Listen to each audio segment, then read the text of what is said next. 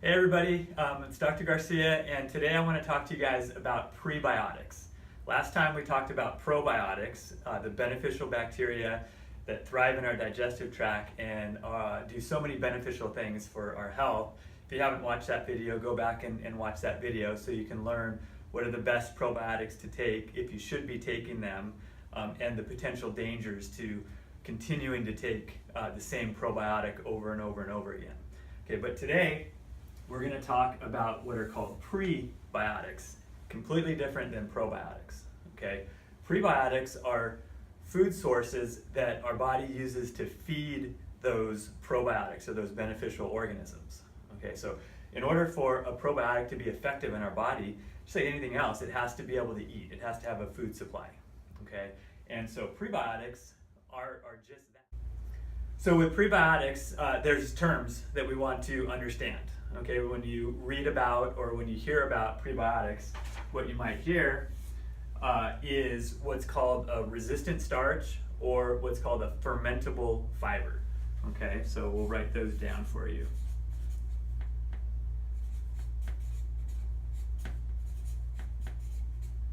Resistant starch, fermentable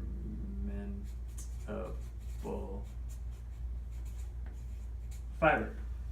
Okay, so what a resistant starch is, it's a starch or it's a carbohydrate that is resistant to digestion by our body.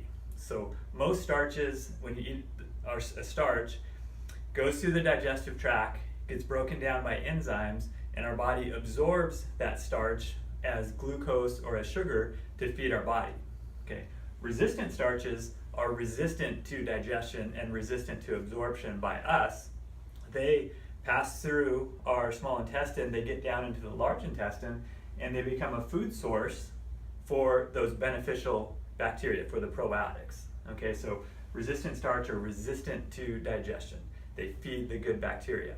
Okay, and a fermentable fiber is a fiber that's the same thing. It's resistant, it's not digested, it's not utilized by our bodies, but the fiber goes down into the large intestine where those beneficial organisms live, and it becomes a food source for those probiotics.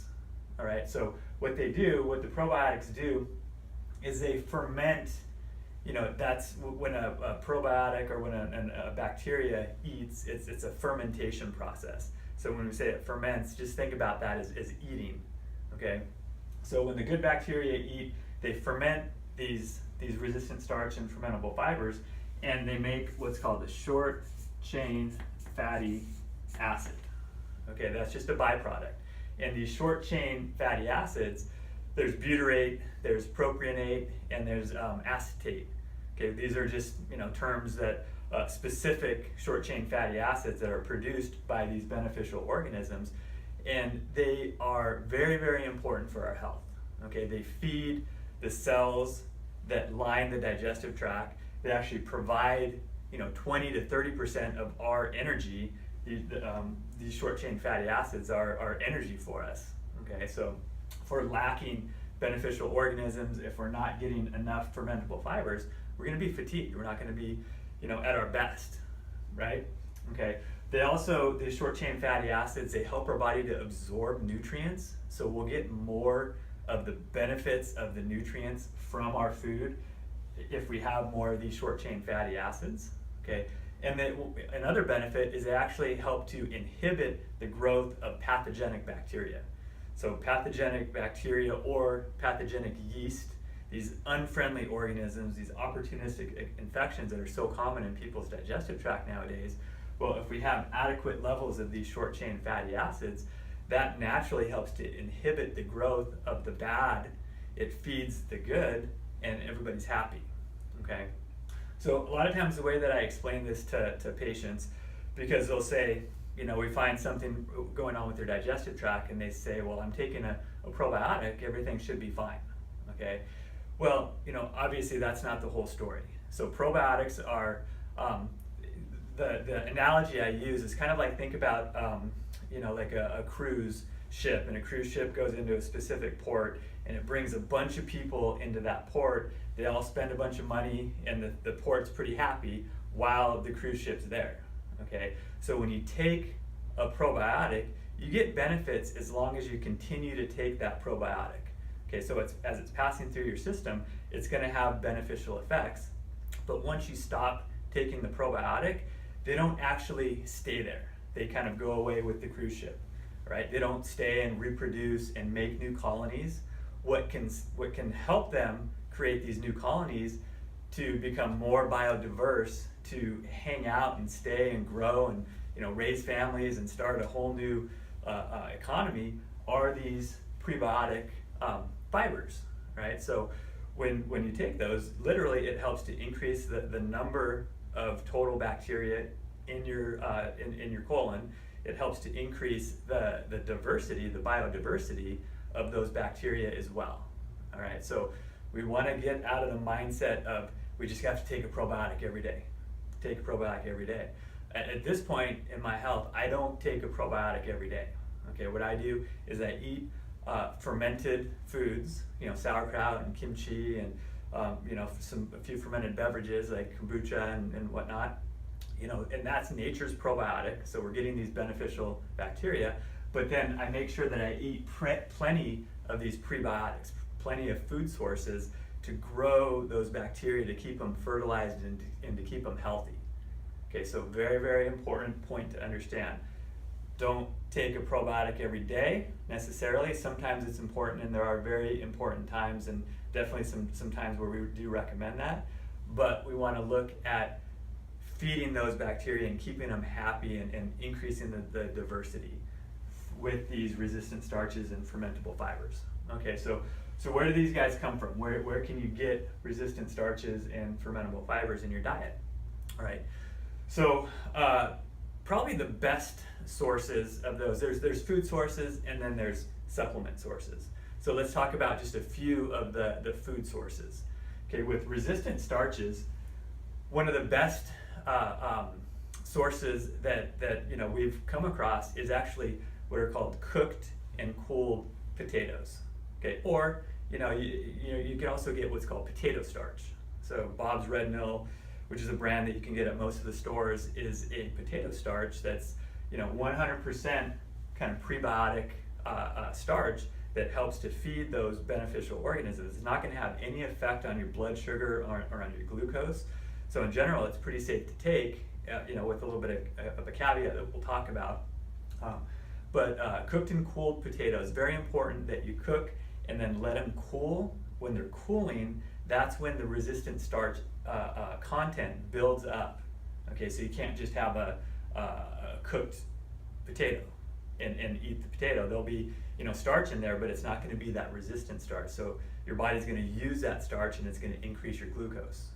Okay, so cooked and cooled potatoes, also cooked and cooled rice is another way to increase resistant starch.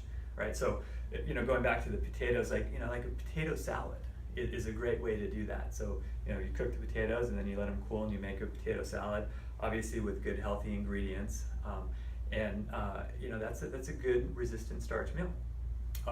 Also plantains, okay, which are kind of a banana, like a green banana, and unripe bananas also have a high level of resistant starch. Okay, so that's a few other good ways of increasing. Also, there's vegetables. Okay, onions and garlic are a great source of fermentable fiber. One of the best ones that I like to do is dandelion root. So on my salad, I add some dandelion greens. Are a great fermentable fiber. All right, so I'll just add some dandelion greens to the top. I'll put some green onions in there.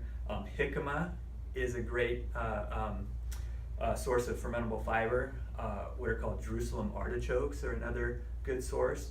So these are all things that you can just kind of add as toppings to a salad to increase those resistant starches and those fermentable fibers to keep your digestive tract super happy.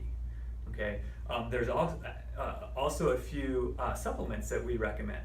Okay, there is a supplement that's called PHGG, or partially hydrolyzed guar gum.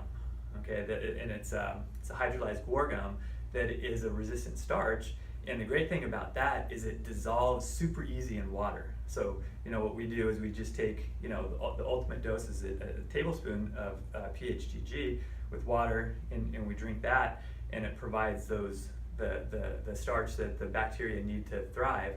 Okay, and you can get that from iherb.com. You can get that online. There's another one that is called Glucomannan.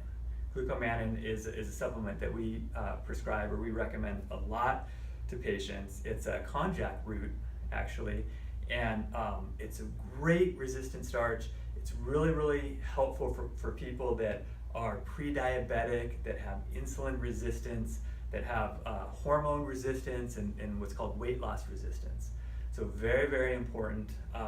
And Glucomannan, it's by a company that's called Now, okay, N-O-W, and you can get that straight off of Amazon.